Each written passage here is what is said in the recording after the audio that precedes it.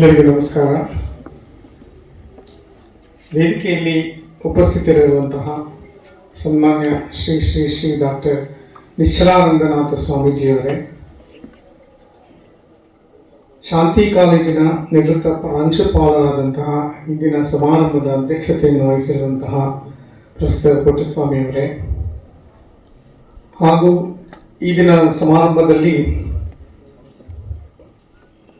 ಅತಿಥಿಗಳಾಗಿ ಆಗಮಿಸಿರುವಂತಹ ಶಾಂತಿ ಕಾಲೇಜಿನ ಕಾರ್ಯದರ್ಶಿಗಳಾದಂತಹ ಸನ್ಮಾನ್ಯ ಶ್ರೀ ಕೆಂಪಯ್ಯನವರೇ, ಹಾಗೂ ಈ ದಿನದ ಸಮಾರಂಭದ ಮುಖ್ಯ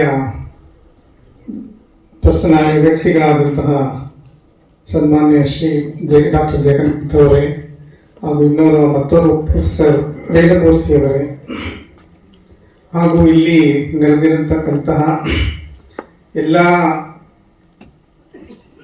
ಆಹ್ವಾನಿತರೆ, ಶಾಂತಿ ಕಾಲೇಜಿನ ವಿದ್ಯಾರ್ಥಿಗಳೇ, ವಿದ್ಯಾರ್ಥಿ ಬೃಂದದವರೇ, ಹಾಗೂ ಈ ಸಮಾರಂಭದ ಆಯೋಜಕರೇ ಹಾಗೂ ಇತರ ಗಣ್ಯರೇ. ಸೊ ಈಗ ಸುಮಾರು 1 ಗಂಟೆಯಿಂದ ನಾವೆಲ್ಲ ಇಲ್ಲಿ ಕೇಳಿದ್ದೀವಿ. ಈ ಸಮಾರಂಭ ಈಗ ನಡಿಬೇಕು ಅನ್ನೋದನ್ನ 6 ಜನ ವಿದ್ಯಾರ್ಥಿಗಳು ಅವರ ಅನಿಸಿಕೆಗಳನ್ನು ಅದ್ಭುತವಾಗಿ ಹೇಳಿದ್ದಾರೆ.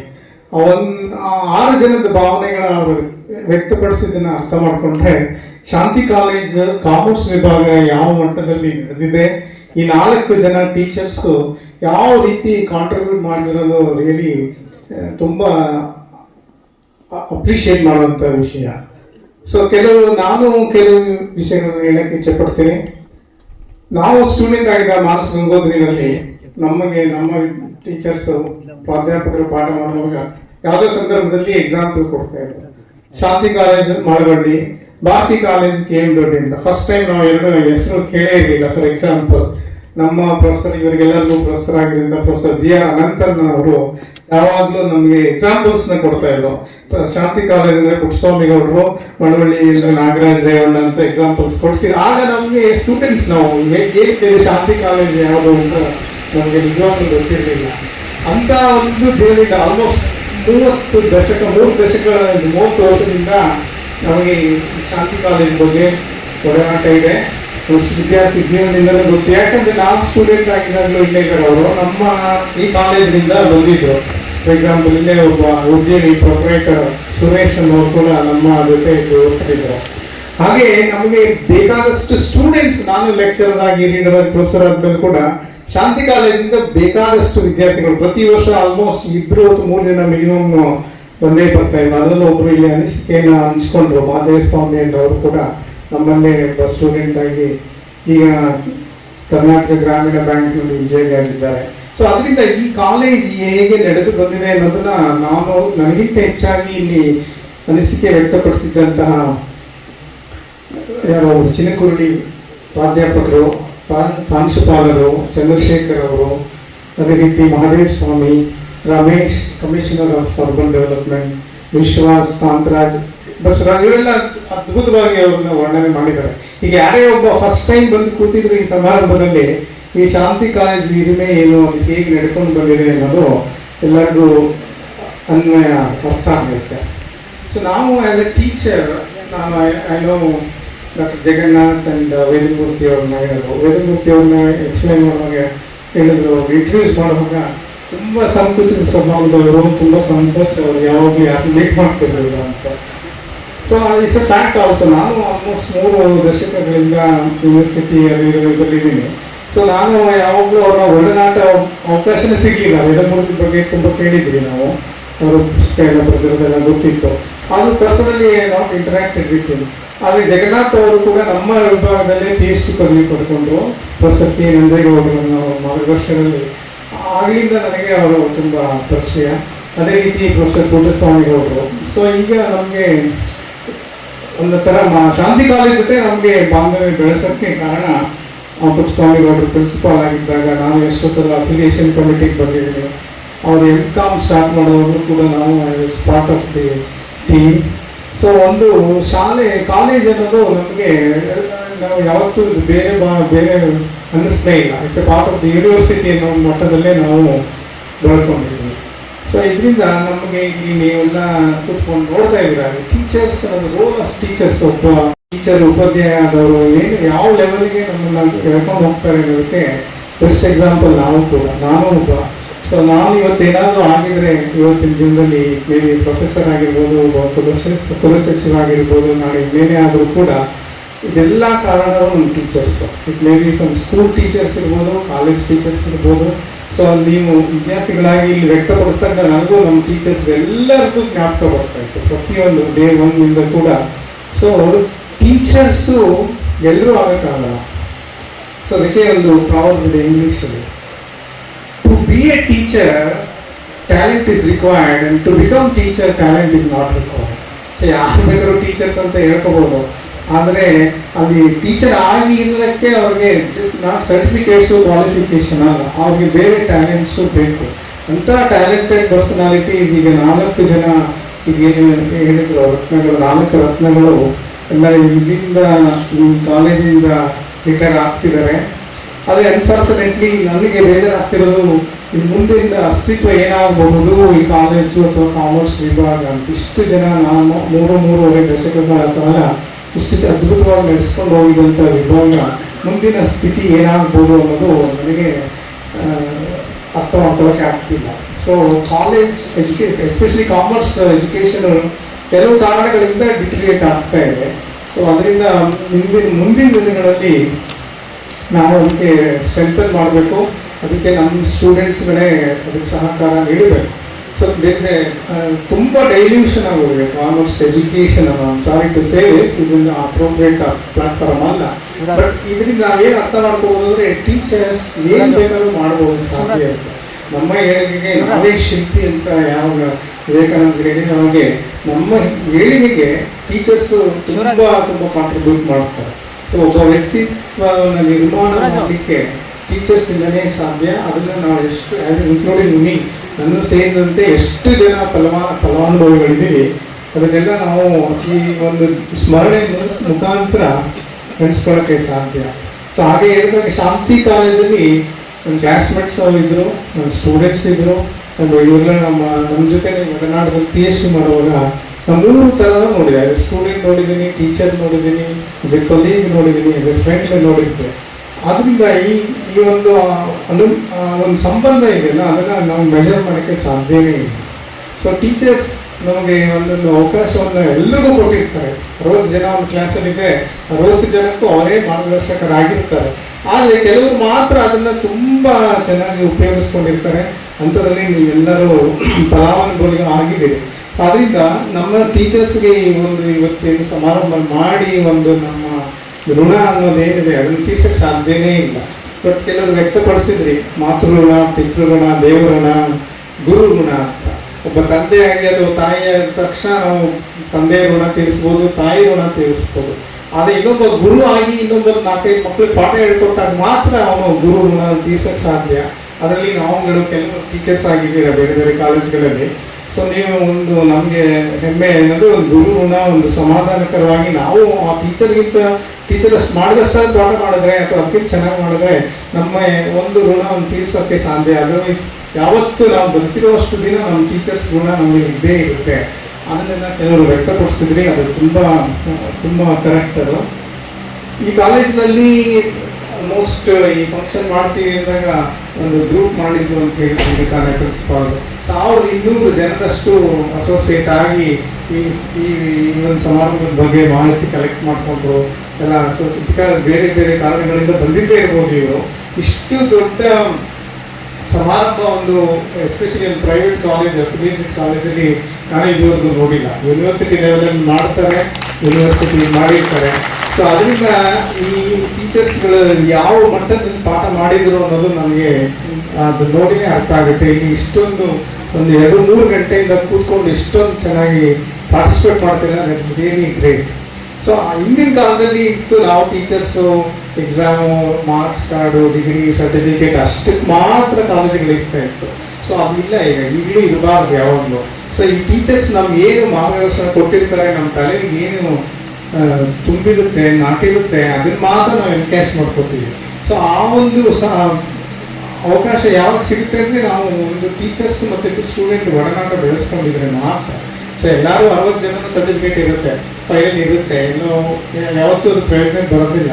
ಆದರೆ ಒಂದೊಂದು ಅಂಶಗಳು ಏನೊಂದು ಮಾತುಗಳನ್ನು ಹೇಳಿರ್ತಾರೆ ಟೀಚರ್ಸು, ಆ ಒಂದು ಮಾತುಗಳನ್ನೇ ಎನ್ಕ್ಯಾಶ್ ಮಾಡ್ಕೊಂಡಿರ್ತೀವಿ. ಎಷ್ಟೋ ಜನ ಒಂದು ಈಗ ಅವ್ರ ಅನುಭವ ಹೇಳ್ಕೊಟ್ಟಾಗ ಹೇಳಿದ್ರು, ನಾನು ಕಾಮರ್ಸಲ್ಲಿದ್ದೆ, ಆರ್ಟ್ಸಲ್ಲಿದ್ದೆ, ಆಮೇಲೆ ಮೈಗ್ರೇಟ್ ಆದರೆ ಅವರಿಂದ ಕಾಮರ್ಸ್ ಆಯಿತು, ಇದನ್ನೇ ಅನುಭವ ಹಂಚ್ಕೊಂಡಿದ್ದಾರೆ. ಅದರಿಂದ ಆ ಒಂದು ಮಾರ್ಗದರ್ಶನ ಅನ್ನೋದಿದೆಯಲ್ಲ, ಅದು ಯಾವತ್ತೂ ಒಂದು ಕಡೆ ಸ್ಟ್ರೈಕ್ ಆಗಿರುತ್ತೆ. ಅಂಥದ್ದು ಸಿಲೆಬಸ್ಸಿಂದ ಆಚೆ ಬಂದು ಪಾಠ ಲೈಫಲ್ಲಿ ಶಾಶ್ವತವಾಗಿ ಉಳ್ಕೊಳ್ಳುತ್ತೆ.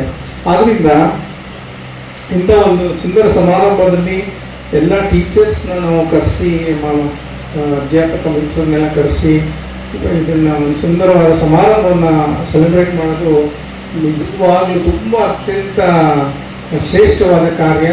ಎಷ್ಟೇ ಬ್ಯುಸಿ ಇರ್ತೀವಿ ನಾವು ಲೈಫಲ್ಲಿ, ಏನೇನೋ ಕೆಲಸಗಳಿರ್ತೀವಿ, ಅದರಲ್ಲಿ ಇದನ್ನು ನೆನೆಸ್ಕೊಂಡು ಇಲ್ಲಿ ಬಂದು ಅದ್ಭುತವಾಗಿ ಮಾಡಿದ್ದೀರಾ.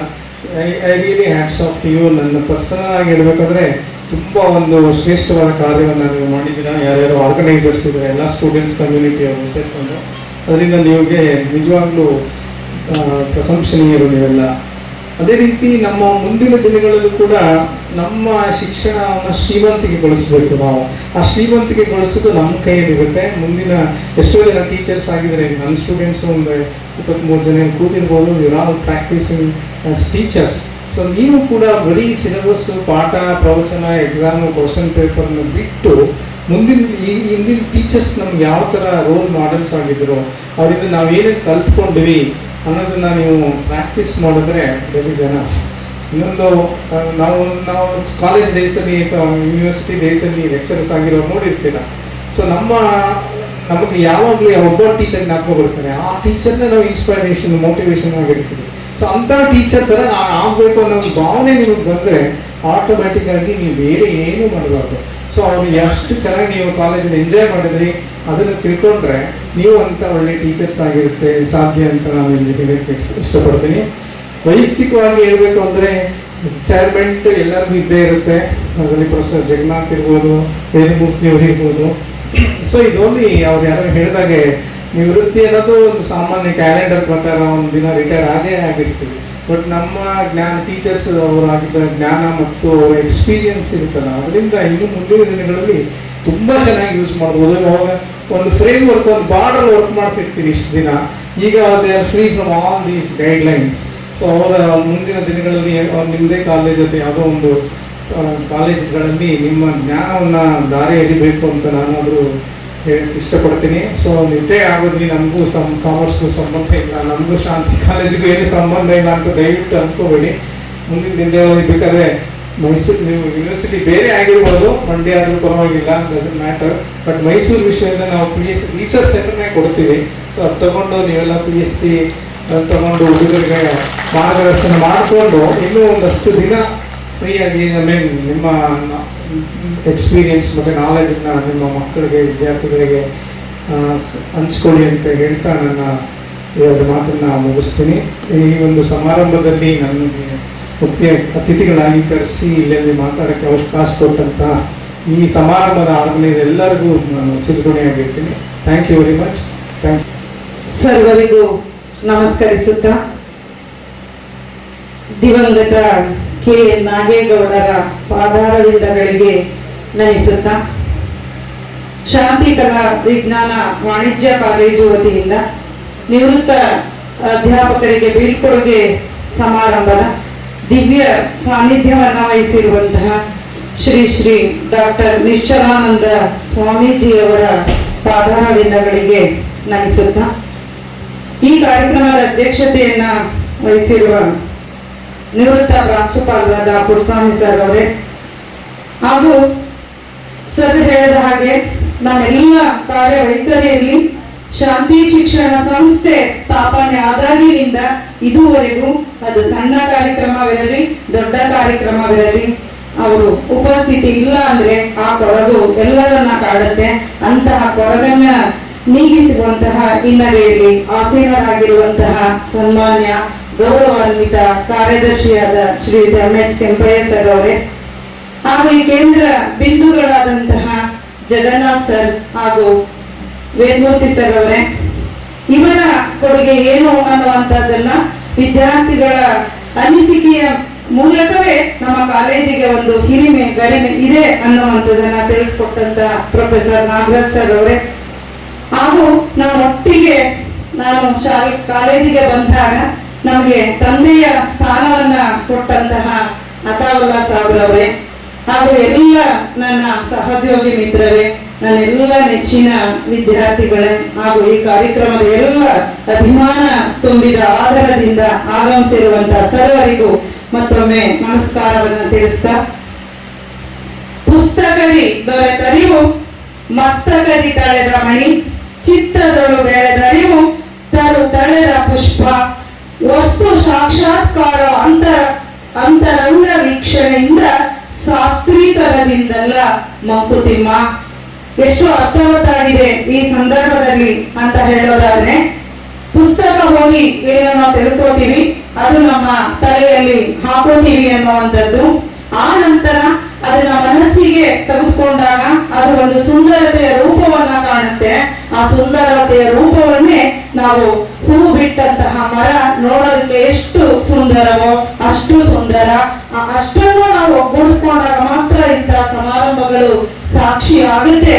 ಅದಕ್ಕೆ ನೀವೆಲ್ಲರೂ ಈ ಋಣ ಮುಕ್ತತೆಯಲ್ಲಿ ಹೇಳ್ಕೊಳ್ತಾ ಇದ್ದೀರಾ ಅನ್ನುವಂಥದ್ದು. ನಮ್ಮಲ್ಲಿ 4 ಋಣ ಮುಕ್ತತೆಯನ್ನು ನಾವು ಕಾಣಬೇಕು ಅನ್ನೋದಿದೆ. ನನ್ನ ಪ್ರಕಾರ ಸಾಹಿತ್ಯದ ಹಿನ್ನೆಲೆಯಲ್ಲಿ ನಾನು ಋಣ ಅಂದ್ರೆ ನಾನು ಅನ್ಕೊಂಡಿರುವಂತದ್ದು ಸಾರ್ಥಕತೆ ಅಂತ. ಋಣ ಅಂದಾಗ ನಾನೇನೋ ಹಣ ಕೊಡೋದು ಮತ್ತೊಂದು ಕೊಡೋದಲ್ಲ, ಸಾರ್ಥಕತೆಯನ್ನು ಹೊಂದುವಂತಹದ್ದು ಅಂತ ಸಾರ್ಥಕ ಸಮಾರಂಭ. ಏಕೆಂದ್ರೆ ನಾವು ತಂದೆ ತಾಯಿಗಳ ಋಣ, ಸಮಾಜದ ಋಣ, ಗುರುಗಳ ಋಣ, ಆ ಗುರುಗಳು ಕೊಟ್ಟಂತಹ ಶಿಕ್ಷಣ, ಆ ಹಿನ್ನೆಲೆ ಆ ಶಿಕ್ಷಣ ಸಂಸ್ಥೆಯ ಋಣ ಅನ್ನುವಂಥದ್ದು.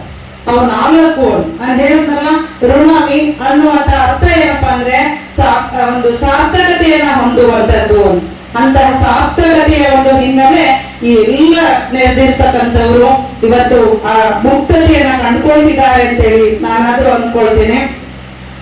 ಸಾಕಷ್ಟು ವಿದ್ಯಾರ್ಥಿಗಳು ಪಾಠ ಪ್ರವಚನದ ಹಿನ್ನೆಲೆಯಲ್ಲಿ ಅವರ ಮಾರ್ಗದರ್ಶನ ಅದರ ಒಂದು ಹಿನ್ನೆಲೆಯಲ್ಲಿ ನೀವು ಕಂಡಂತಹ ಸತ್ಯವನ್ನ ಹೇಳಿದ್ರಿ.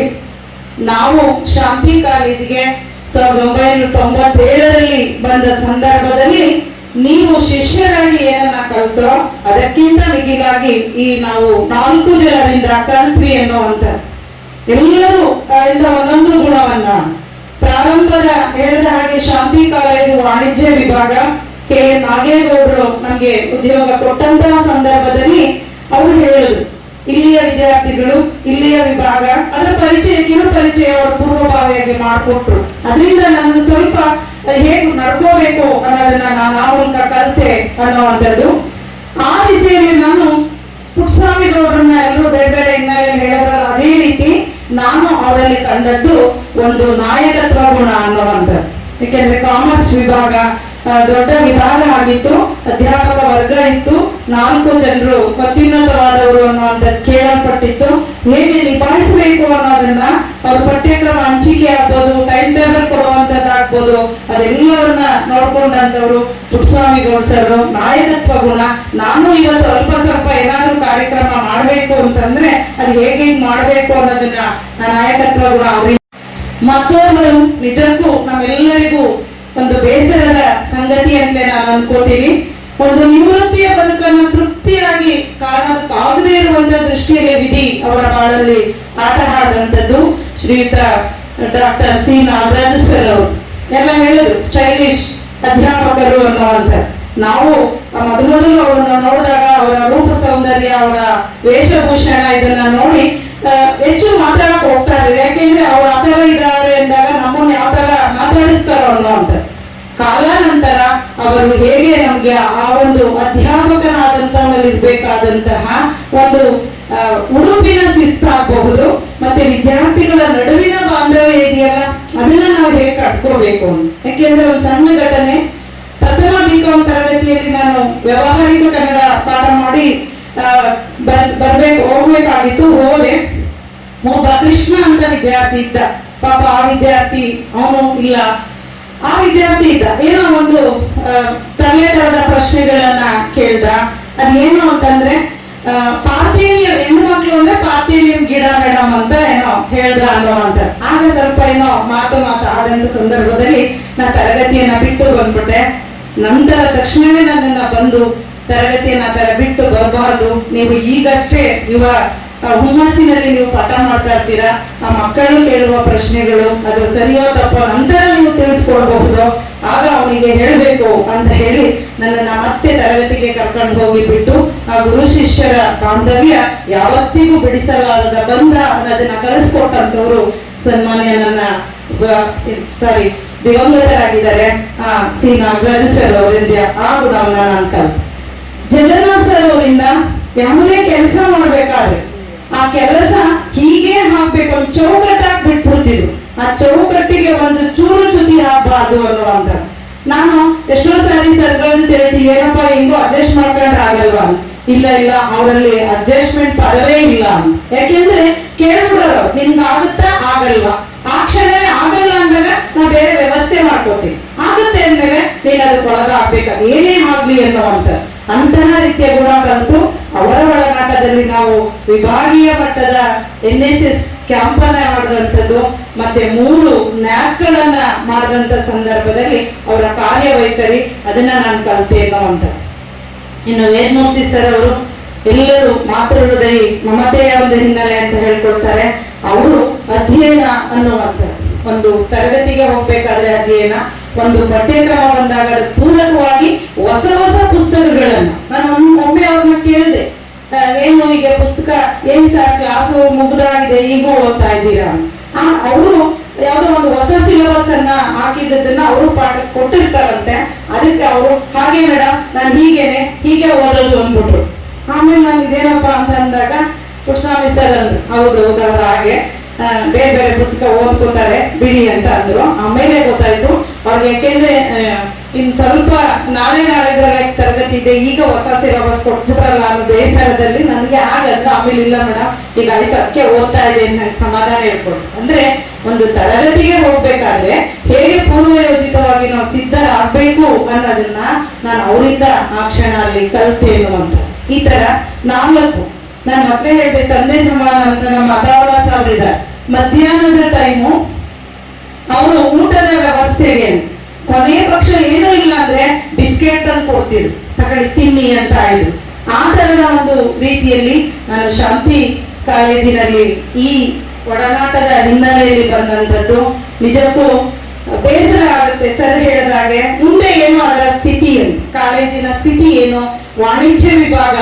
ಯಾಕೆಂದ್ರೆ ವಾಣಿಜ್ಯ ವಿಭಾಗ ಅಂದ್ರೆ ಮಂಡ್ಯ ಜಿಲ್ಲೆಯಲ್ಲೇ ಒಂದು ಮೈಸೂರು ವಿಶ್ವವಿದ್ಯಾನಿಲಯದಲ್ಲೇ ಒಂದು ಹೆಸರನ್ನ ಗಳಿಸಿದಂತ ವಿಭಾಗ ಆಗಿತ್ತು. ಇತ್ತೀಚಿನ ದಿನಗಳಲ್ಲಿ ಒಂದು ಶೈಕ್ಷಣಿಕವಾದಂತಹ ವೈರುಧ್ಯತೆಗಳ ಬೇರೆ ಹಿನ್ನೆಲೆಯಲ್ಲಿ ಸಾಕ್ತಾ ಇರೋದ್ರಿಂದ ಎಲ್ಲೋ ಒಂದ್ ಕಡೆ ಆ ವಿಭಾಗದ ಕೊರತೆಯೂ ನಮಗೆ ಕಾಡ್ತಾ ಇದೆ.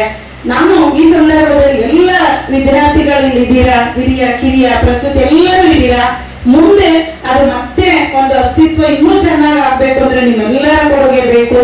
ಇಷ್ಟು ಜನರು ಒಬ್ಬೊಬ್ಬ ವಿದ್ಯಾರ್ಥಿಯನ್ನ ನಿಮ್ಮ ಕಾಲೇಜಿಗೆ ನೀವು ಹೋಗಿ ಅನ್ನುವಂತ ಅಭಿಮಾನದ ಹಿನ್ನೆಲೆಯಲ್ಲಿ ನೀವು ಮಾಡಿದ್ರೆ ಖಂಡಿತ ಮುಂದೊಂದು ಈ 4 ಜನ ಹೇಗೆ ಅವತ್ತಿನ ಕಾಲಘಟ್ಟದಲ್ಲಿ ಅದನ್ನ ಬೆಳೆಸಿ ಉಳಿಸಿದ್ರು ಅದೇ ತರ ಆಗುತ್ತೆ, ಇನ್ನೂ ಚೆನ್ನಾಗಿ ಈಗಿದೆ ಅನ್ನುವಂಥದ್ದು. ಇನ್ನೂ ಆ ಮಟ್ಟಕ್ಕೆ ನಾವು ಹೋಗ್ಬೇಕು, ಆ ಹೆಸರು ಹಾಗೆ ಉಳ್ಕೋಬೇಕು ಅಂದ್ರೆ ನೀವೆಲ್ಲರೂ ನಮ್ಗೆ ಆ ಒಂದು ಸಹಕಾರ ಸಲಹೆ ಆ ಮಾರ್ಗದರ್ಶನದ ಹಿನ್ನೆಲೆಯಲ್ಲಿ ಕೊಡ್ಬೇಕು ಅಂತ ಕೇಳ್ಕೊಳ್ತೀನಿ. ಎಷ್ಟು ಹೇಳುವಂತದ್ದು ಸಾಕಷ್ಟು ಇರುತ್ತೆ. ಸಾಹಿತ್ಯದ ವಿದ್ಯಾರ್ಥಿಯಾಗಿ ಒಂದಿಷ್ಟು ಬರಹ ರೂಪದಲ್ಲಿ 2 ವ್ಯಕ್ತಿತ್ವಗಳಿಗೆ ತನ್ನದೇ ಆದ ಒಂದು ರೂಪದ ಹಿನ್ನೆಲೆಯಲ್ಲಿ ಕೊಟ್ಟಿದ್ದೀನಿ ಅನ್ನುವಂಥದ್ದು. ಯಾಕೆಂದ್ರೆ ಅರಿವೇ ಗುರು ಆಚಾರ್ಯವೇ ಶಿಷ್ಯ, ಸಮತೆ ಎಂಬುದು ಯೋಗ ನೋಡ ಅಂತ ಹೇಳಿ ನಮ್ಮ ವಚನಕಾರರು ಹೇಳಿದ್ದಾರೆ. ಒಂದು ಅರಿವನ್ನ ಕೊಡುವಂತವನು ಗುರು, ಆ ಒಂದು ಗುರು ಆಚಾರ ಅಂದ್ರೆ ಅದನ್ನ ನಿರ್ವಹಿಸ್ಕೊಂಡು ಹೋಗುವಂತವನೇ ಶಿಷ್ಯ. ಇವೆರಡರೂ ಸಮಭಾಗಿತ್ವ ಸಾರ್ಥಕತೆ ಹೊಂದೋದಕ್ಕೆ ಸಾಕ್ಷಿ ಈ ನಮ್ಮ ಸಮಾರಂಭ ಅನ್ನುವಂಥದ್ದು. ಅಂತ ಸಾಕ್ಷೀಕರಿಸಿರುವಂಥದ್ದು. ಮತ್ತೆ ಹೇಳಿದ ಹಾಗೆ ಇತಿಹಾಸ ಇದು ಒಂದು ಇತಿಹಾಸವನ್ನ ನಿರ್ಮಿಸ್ತಂಥದ್ದು. ಒಮ್ಮೆ ನಮ್ಮ ಪುಟ್ಟಸ್ವಾಮಿಗೌಡ ಸರ್ ಅವರು ನಿವೃತ್ತರಾದಾಗ ಆಗಲೂ ಅವರೊಬ್ಬರಿಗೆ ಎಲ್ಲ ವಿದ್ಯಾರ್ಥಿ ಬಳಗ ಕೊಟ್ಟಂತಹ ಗುರುವಂದನ ಬೀಳ್ಕೊಡುಗೆ ಆಗ್ಬೋದು, ಇವತ್ತಿನ ಈ ಕಾರ್ಯಕ್ರಮ ಆಗ್ಬೋದು, ಮಳವಳ್ಳಿ ಇತಿಹಾಸದಲ್ಲೇ ಇದೆರಡು ಐತಿಹಾಸಿಕ ಕಾರ್ಯಕ್ರಮಗಳು ಉಳ್ಕೊಳ್ತವೆ. ಇಂತಹ ಸೌಭಾಗ್ಯ ಮತ್ತಾರಿಗೂ ಸಿಗಲ್ವೇನೋ ಅನ್ನುವಂತಹ ಅದೆಲ್ಲ ಒಂದ್ ಕಡೆ ವತ್ಸರತೆಯೂ ಇದೆ ಅಂತ ಅನ್ಕೋತೀನಿ. ಅಂತ ಇನ್ಯಾರಿಗೂ ಸಿಗಲ್ಲ ಅನ್ನುವಂಥ ಇಂತಹ ಒಂದು ಸೌಭಾಗ್ಯ ಯಾರಿಗೂ ಸಿಗಲ್ವೇನೋ ಅನ್ನುವಂತಹ ಒಂದು ಆ ಅಸೂಯೆ ಪರದೆಯೂ ಎಲ್ಲ ಒಂದ್ ಕಡೆ ಇದೆ. ಅದು ಕ್ಷಣ ಮಾತ್ರದಲ್ಲಿ ಅನ್ನುವಂಥದ್ದು ಅಂತಹ ಹಿನ್ನೆಲೆ. ಯಾಕೆಂದ್ರೆ APJ ಅಬ್ದುಲ್ ಕಲಾಂ ಅವ್ರು ಹೇಳ್ತಾರೆ, ಒಂದು ವಿದ್ಯಾರ್ಥಿ ಅಂದಾಗ ತ್ರಿಕೋನಾಕಾರದಲ್ಲಿ ನೋಡೋದಕ್ಕೆ ಹೇಗಿರ್ತೀವಿ ಅಂತ. ಒಂದು ಗೆರೆ ತಂದೆ ತಾಯಿಗಳಾದ್ರೆ, ಇನ್ನೊಂದು ಗೆರೆ ಶಿಕ್ಷಕರು, ಕೆಳಗಿನ ಗೆರೆ ನಮ್ಮ ವಿದ್ಯಾರ್ಥಿಗಳು ಅನ್ನುವಂಥದ್ದು. ಇದು ಮೂರು ತ್ರಿಕೋನಾಕಾರದಲ್ಲಿ ಇದ್ದಾಗ ಮಾತ್ರ ಅದು ಸಾರ್ಥಕ್ಯ ಹೊಂದುತ್ತೆ. ನಾವು ಏನೇ ಅಂದ್ಕೊಳ್ಳೋದಾದ್ರೂ ಅದು ಸಾಧ್ಯ ಆಗುತ್ತೆ ಅನ್ನುವಂಥದ್ದು. ಹಾಗಾಗಿ ಹೆಚ್ಚು ಮಾತಾಡದೆ ನನ್ನ ಬರಹದ ಅವರ ಗುಣಗಳನ್ನ, ವ್ಯಕ್ತಿತ್ವವನ್ನ ಹಿಡಿದಿಟ್ಟಿರೋ ಅಕ್ಷರಗಳಲ್ಲಿ ಸಲ್ಲಿಸಕ್ಕೆ ಇಷ್ಟಪಡ್ತೇನೆ. ಅಕ್ಷರದ ಶಿಕ್ಷಣವನ್ನು ಕಲಿಸುವುದರ ಜೊತೆಗೆ ಆದರ್ಶಗಳನ್ನು ರೂಪಿಸಿಕೊಟ್ಟ ನಿರ್ಮಾಪಕರೇ ಶ್ರೀಯುತ ಡಾಕ್ಟರ್ KM ಜಗನ್ನಾಥ್ ಸರ್ ಅವರು. ಸಕಲತೆಯ ವಿಷಯಗಳ ಬಲ್ಲ ಋಷಿ ಕವಿ, ಏಕಾಗ್ರತೆಯಲ್ಲಿ ಔದಾರ್ಯವುಳ್ಳ ವಾಸ್ತವ ಜೀವಿ. ನಾವೆಲ್ಲ ಭಾವನಾ ಜೀವಿಗಳು, ಅವ್ರ ಹಂಗಲ್ಲ, ವಾಸ್ತವ ಜೀವಿ ಅಂತ. ಹಿಡಿದ ಕೆಲಸಗಳನ್ನು ಪಟ್ಟು ಬಿಡದೆ ಎಡೆಬಿಡದೆ ಸಾಧಿಸುವ ಸೈದ್ಧಾಂತಿಕ, NSS ನ ನಿಷ್ಠ ಸೇವಕ, ಅಂತರಂಗದಲ್ಲಿ ಒಡಮೂಡಿದ ರೂಪಗಳ ಭಾವಕ್ಕೆ ಇವರೇ ಸ್ವಯಂ ಸೇವಕರು. ಯಾರದ್ದು ಇಲ್ಲ, ಅದಾಗುತ್ತೆ ಅದಾಗಬೇಕು ಅನ್ನುವಂಥದ್ದು. ಆಸೆ ಬಯಕೆಗಳನ್ನೆಲ್ಲ ಪ್ರತಿಫಲಗಳಿಗೆ ಬಿಟ್ಟು ತೃಪ್ತಿಯ ಅನಾವರಣವನ್ನ ಹುಡುಕುವ ಸದಭಿರುಚಿಯ ಮಾಂತ್ರಿಕ, ಶಿಸ್ತು ಸಮಯ ಪಾಲನೆ ಮೈಗೂಡಿಸಿಕೊಂಡು ಸಿದ್ಧಿಸಿಕೊಂಡ ಸಾಧಕ, ಯಾರ ಚಿಂತನೆಯನ್ನು ಮಾಡದ ಆತ್ಮಚಿಂತಕ, ಉಪ್ಪು ಹುಳಿ ಖಾರದ ಸಮಾನ ಅಭಿರುಚಿಯುಳ್ಳ ಜಾದೂಗಾರ, ಸದಾ ಜಾಗೃತ ಅಂತರಂಗದ ಸರದಾರ, ಜೀವ ಮೌಲ್ಯಗಳ ಸಾರ್ಥಕತೆಯನ್ನಗೊಳಿಸಿಕೊಂಡ ಸಂಸಾರದ ಸೌರಭದಲ್ಲಿ ಸೌಖ್ಯತೆಯ ತುಂಬು ಬದುಕಿನಲ್ಲಿ ನಿಂತಿರುವ ಡಾಕ್ಟರ್ KM ಜಗನ್ನಾಥ್ ಸರ್ ಅವರ ಭವಿಷ್ಯ ಅವರ ಸಕುಟುಂಬದ ಜೊತೆ ಶುಭದಾಯಕವಾಗಿರಲೆಂದು ಸರ್ವರ ಪರವಾಗಿ, ಕಾಲೇಜಿನ ಪರವಾಗಿ ಅವರಿಗೆ ಅಭಿನಂದನೆಗಳನ್ನ ತಿಳಿಸ್ತೇನೆ. ಪ್ರೊಫೆಸರ್ G ವೇದಮೂರ್ತಿ ಸರ್ ಅವರ ಬಗ್ಗೆ, ಗೌರವಿಸು ಜೀವನವ, ಗೌರವಿಸು ಚೇತನವ, ಆರದೋ ಜಗವೆಂದು ಭೇದವೆಣಿಸದಿರೋ ಅಂತಹ ಗೌರವಾದರಗಳ ವ್ಯಕ್ತಿತ್ವವನ್ನು ಹೊಂದಿ ಉನ್ನತಕ್ಕೇರುವ ವೃತ್ತಿ ಬದುಕಿನ ಕಂಡವರೇ ನಮ್ಮ G ವೇದಮೂರ್ತಿ ಸರ್ ಅವರು. ಗುರು ಎಂದರೆ ಶಿಕ್ಷಿಸುವವರಲ್ಲ, ರಕ್ಷಿಸುವವರು. ಗುರು ಎಂದರೆ ಬರೀ ಪಾಠವಲ್ಲ, ಜೀವನಕ್ಕೆ ಹಠ ಹುಟ್ಟಿಸುವವರು. ಅಂತಹ ಲಕ್ಷಾಂತರ ವಿದ್ಯಾರ್ಥಿಗಳಿಗೆ ಸಾಕ್ಷಿ ಶಿಲ್ಪವಾದವರೇ ನಮ್ಮ ಶಾಂತಿ ಕಾಲೇಜಿನ ವಾಣಿಜ್ಯ ವಿಭಾಗದ ಶುಕ್ರಾಚಾರ್ಯರೆಂದೇ ಬಿಂಬಿಸಲ್ಪಟ್ಟ G ವೇದಮೂರ್ತಿ ಸರ್ ಅವರು. ಸರಳತೆ ಸಹಕಾರದ ಮೂರ್ತಿಯಾದ ಇವರೆಂದರೆ ಶಿಸ್ತು, ಸಮಯ ಪ್ರಜ್ಞೆ, ಪ್ರಾಮಾಣಿಕತೆ, ಜ್ಞಾನ, ಗ್ರಂಥಾಲಯಗಳೆಂಬ ಪಂಚಾಕ್ಷರಿ ಮಂತ್ರದ ವೇದ ವ್ಯಾಸರಿವರು. ಕಾಲೇಜ್ ಎಂಬ ಹೊಲದಲ್ಲಿ ಬೋಧನೆ ಎಂಬ ನೇಗಿಲಿನಿಂದ ಅಕ್ಷರವೆಂಬ ಬೀಜ ಬಿತ್ತಿ ಸುಜ್ಞಾನದ ಸತ್ಪ್ರಜೆ ಎಂಬ ಬೆಳೆ ಬೆಳೆದ ಕೃಷಿಕ ಕಣ್ಮಣಿ. ಕಷ್ಟಕ್ಕೆ ಕರಗುವ ಮಮತೆಯ ಮಾತೃ ಹೃದಯ, ಸಲಹೆ ಸಹಕಾರ ಸಹನೆಗಳ ಮುರಳಿ, ಸದಾ ಶಾಯಿ ಆಳೆಗಳನ್ನು ಪ್ರೀತಿಸುವ ವೇದಾಂತಿ, ಸಂಕೋಚದಲ್ಲಿ ಬಸವನ ಹುಳು, ಜ್ಞಾನಾರ್ಜನೆಯಲ್ಲಿ ರೈತರ ಕೆರೆಹುಳು, ಕೋಪದಲ್ಲಿ ದೂರ್ವಾಸರಿಗಿಂತಲೂ ಮೇಲು, ಪ್ರಕೃತಿ ಕೃತಿ ಸಂಸ್ಕೃತಿಗಳ ಪ್ರತೀಕವಾದ ವೃತ್ತಿ ಬದುಕಿನಲ್ಲಿ ಮಿಂದೆದ್ದು ಸಾರ್ಥಕ್ಯಗೊಂಡ ಪ್ರೊಫೆಸರ್ G ವೇದಮೂರ್ತಿ ಸರ್ ಅವರ ಭವಿಷ್ಯದಲ್ಲಿ ಅವರ ಸಕುಟುಂಬದ ಜೊತೆ ಸುಖಮಯವಾಗಿರಲೆಂದು ಸರ್ವರ ಪರವಾಗಿ ಆಶಿಸುತ್ತಾ, ಇಂತಹ ಒಂದು ಸಮಾರಂಭ ಐತಿಹಾಸಿಕ ಸಾಕ್ಷಿ ಸಮಾರಂಭದಲ್ಲಿ ನಾನು ಇದ್ದೆ ಅಂತ ಹೇಳಿ ಮುಂದೊಂದು ದಿನ ನನ್ನ ದಿನಚರಿಯಲ್ಲೂ ಹಾಕಿಕೊಳ್ಳೋಕೆ ಅನುವು ಮಾಡಿಕೊಟ್ಟ ನನ್ನೆಲ್ಲ ಹಿರಿಯ ವಿದ್ಯಾರ್ಥಿ ಬಳಗದವರಿಗೆ ಹಾಗೂ ಈ ಕಾರ್ಯಕ್ರಮದ ಎಲ್ಲ ಆಯೋಜಕರಿಗೆ ಹಾಗೂ ನಾನು ಶಾಂತಿ ಶಿಕ್ಷಣ ಸಂಸ್ಥೆಯಲ್ಲಿ ಇದ್ದೀನಿ ಅನ್ನುವಂತಹ ಹೆಮ್ಮೆಯ ನುಡಿಯೋದಕ್ಕೆ ಅವಕಾಶ ಮಾಡಿಕೊಟ್ಟಂತ ಎಲ್ಲರಿಗೂ ಮತ್ತೊಮ್ಮೆ ಮಗದೊಮ್ಮೆ ಧನ್ಯವಾದಗಳನ್ನ ತಿಳಿಸ್ತೀನಿ.